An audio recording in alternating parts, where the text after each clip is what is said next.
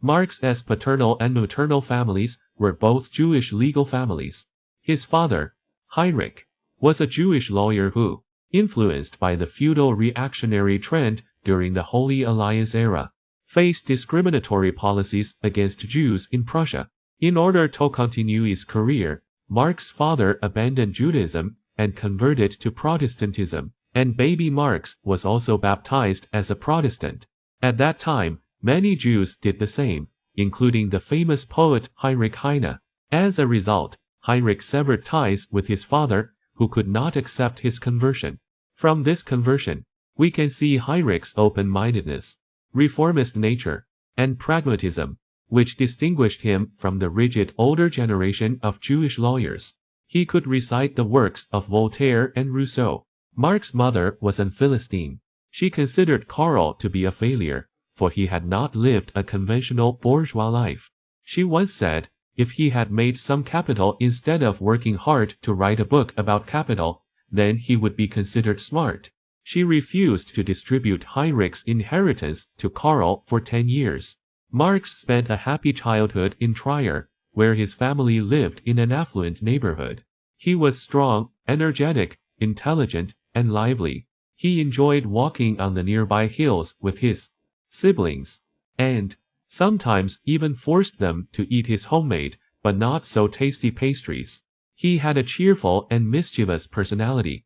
Marx showed the most talent among his siblings, and his father considered him his lucky child, placing great importance on his education and future. During the time of the bourgeois liberal movement, Marx's father participated in the local liberal opposition academic group actively, which called the Literary Club. Although relatively moderate, he faced interrogation by the police for organizing and participating in activities. From 1830 to 1835, Marx attended high school in Trier, where the spirit of Enlightenment liberalism prevailed. After the Literary Club incident in January 1834, 2 teachers faced severe reprimand. One was accused of believing in materialism and atheism, and the other was accused of singing revolutionary songs with others. The headmaster, Wiedenbach, a staunch Kantian, became a suspect and was monitored by the police after the Hamburg Fest. Marx's father and several of his teachers participated in liberal activities at that time and faced oppression from the reactionary government. This was the atmosphere in which young Marx grew up. Baron Westphalen, a neighbor whom Marx frequently interacted with, also had a significant positive influence on him. Baron Westphalen was a high-ranking official in Trier, and his father was ennobled for military exploit.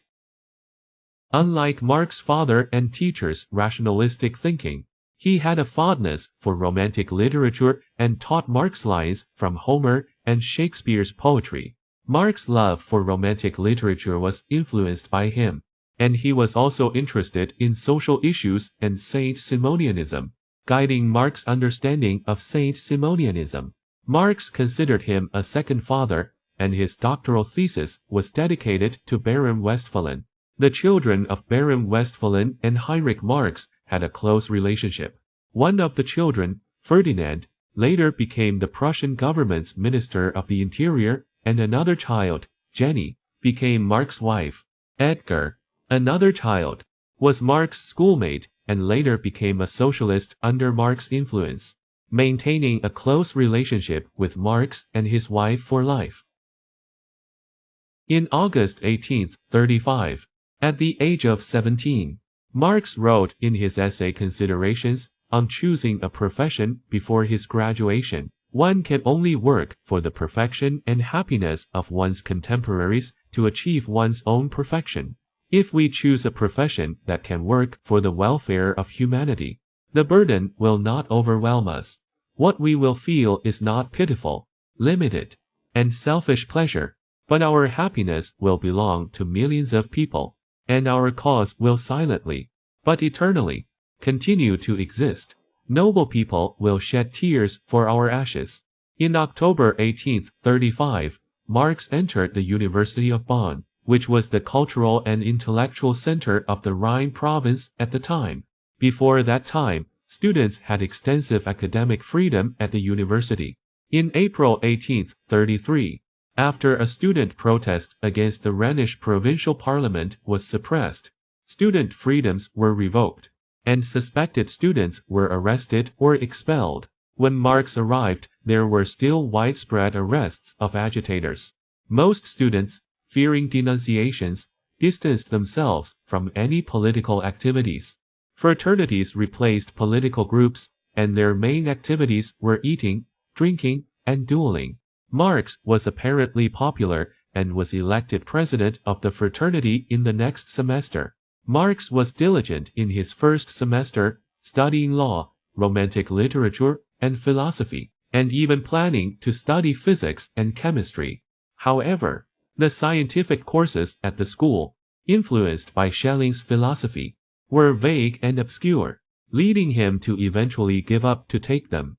Due to excessive studying, Marx fell ill at the beginning of 1836. However, his enthusiasm faded in the second semester, like countless university freshmen who had left their parents' guardianship. The 17-year-old Marx enjoyed the freedom and indulgence of university life. Due to disturbing the quiet of the night and excessive drinking, he was once punished with a day of confinement. In August 1836, Marx injured his eye in a duel. Because of his love for literature, he joined the Young Writers Association, which disguised its secret political activities under the guise of literary purposes and was searched by the police. The founders of the association were two revolutionary students, Bedman and Fennel. Marx's rebellious state of mind was partly related to his spiritual crisis at the time. His feelings for Jenny had turned into passionate love, and he wrote love poems incessantly. Jenny, 4 years older than Marx and from a prominent family, was charming and popular as the prom queen, attracting many suitors and causing him anxiety. During the summer vacation of his freshman year in 1836, Marx proposed to Jenny. Jenny loved him and agreed to the proposal despite the uncertain future and the lack of social status of her suitor. Marx's performance in Bonn did not meet his father's expectations, and his decision to commit to Jenny shocked his father. He decided to transfer Marx to the University of Berlin, where the academic atmosphere was better and farther from Jenny. In October 1836, Marx arrived in Berlin, the second largest city in Germany with a population of 320,000 at the time, second only to Vienna. However, Berlin did not have the hereditary nobility of Vienna, the emerging bourgeoisie of Cologne and Leipzig, or the newly emerged proletariat of the Ruhr region. There was also no active political life. Marx was mentally tormented during this time. Before her parents accepted their marriage, Jenny refused direct communication with him. Marx dedicated 3 volumes of poetry to Jenny, who read them with tears. Marx's daughter Laura later said that whenever the old couple recalled these poems, they laughed. The two schools were in opposition not only academically, but also politically, representing the progressive and reactionary struggles of the Enlightenment constitutionalism and liberalism. The historical school emphasized historical and temporal factors and valued customary law, but stood in opposition to Enlightenment constitutionalist and liberal ideas. Hegel, who held a dialectical view of history, believed that law should not be based on abstract and timeless principles, but was also unwilling to base it on experience. Speculative knowledge had more authority than empirical knowledge. Gans pursued modern constitutional parliamentary system, liberalism, and democratic socialism, sympathetic to the working people. He embraced Saint-Simonianism and wrote slavery has not disappeared. Just go to the factory, and you will see hundreds of exhausted men and women, like beggars, working for meager wages, sacrificing their health and all happiness. This is slavery. The two schools were in opposition not only academically, but also politically, representing the progressive and reactionary struggles of the Enlightenment constitutionalism and liberalism. The historical school emphasized historical and temporal factors and valued customary law, but stood in opposition to Enlightenment constitutionalist and liberal ideas. Hegel, who held a dialectical view of history, believed that law should not be based on abstract and timeless principles, but was also unwilling to base it on experience. Speculative knowledge had more authority than empirical knowledge. Gans pursued modern constitutional parliamentary system, liberalism, and democratic socialism, sympathetic to the working people. He embraced Saint-Simonianism and wrote slavery has not disappeared. Just go to the factory, and you will see hundreds of exhausted men and women, like beggars, working for meager wages, sacrificing their health and all happiness. This is slavery. In the future, history will witness the constant struggle of the proletariat against the middle class. The state must prioritize the largest and poorest class. The state's duty is to eliminate exploitation through socialist labor organization. In the same year, in China, a senior official named Zhu Neiji proposed the opening of opium trade, but faced strong opposition from the anti-opium faction, led by Lin Zexu. In addition to attending classes, Marx studied diligently on his own. He had grand plans in legal philosophy and delved into Roman law, believing, like Savigny, that Roman law was the core of modern law. At the same time, he attempted to establish a new worldview. Both endeavors were arduous and frustrating. The principles of Roman law were intertwined with Roman religion, while the main part of modern law was based on contracts. After writing 300 pages, he realized the problem and later referred to this work as a monstrosity of legal studies. This failure led him to briefly abandon philosophy and return to literature and art. He passionately wrote poems praising Faust, whom he saw as an exemplar of the pursuit of truth. Due to excessive studying, Marx's health deteriorated by the end of the semester, and in the summer of 1837, he went to Strora for recovery. During his illness, he read Hegel's works from cover to cover, as well as the works of most of his disciples. After recovering, he burned all the poems and novels he considered mediocre. In November 1837, Marx wrote a letter to his father describing his academic progress. In Strora, he came into contact with the Doctors' Club, whose main members were three people: Dr. Rutenberg, Marx's closest friend in Berlin, and Coben and Bruno Bauer. Bauer was the spiritual leader and a lecturer in the theology department. Marx and his new friends had passionate discussions about politics and Hegelian philosophy. Marx said, "My connection with the modern world of philosophy that I wanted to avoid has become even closer.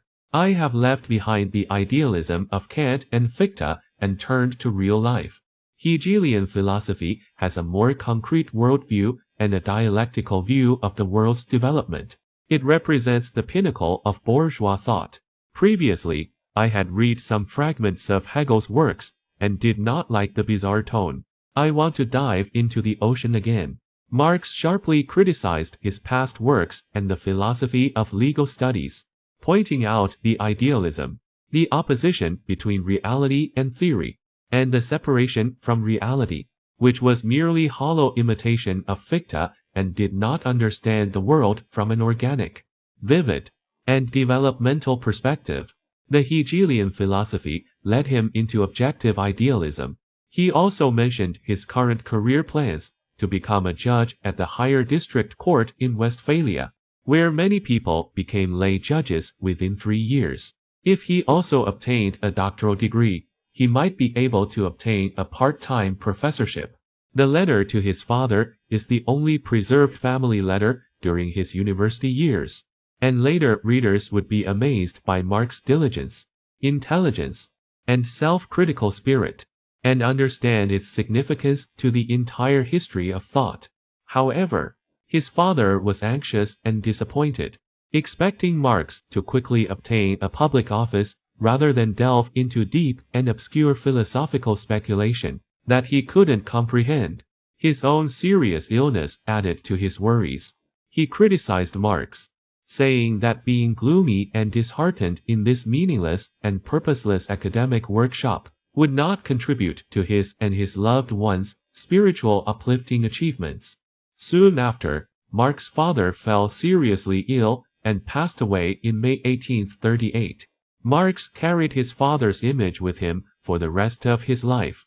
After his father's death, Marx lost his close connection with his original family and bid farewell to the bourgeois life, acting purely according to his own spiritual will. After 2 years of arduous spiritual exploration, Marx matured and embraced the young Hegelian school. At the same time, Engels was arranged by his family to study business in Bremen. From 1835 to 1838, Marx and Engels, past their age of 18 and 20, experienced a time when the contradiction between freedom and feudal oppression remained intense. In 1837, the new King of Hanover refused to accept the constitution.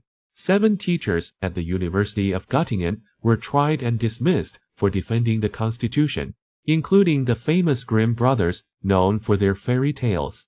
By the end of 1838, 23 states in the German Confederation had interrogated and prosecuted over 1,800 people for incitement, with some being sentenced to death. It was in this intense contradiction that Marx and Engels grew into adulthood.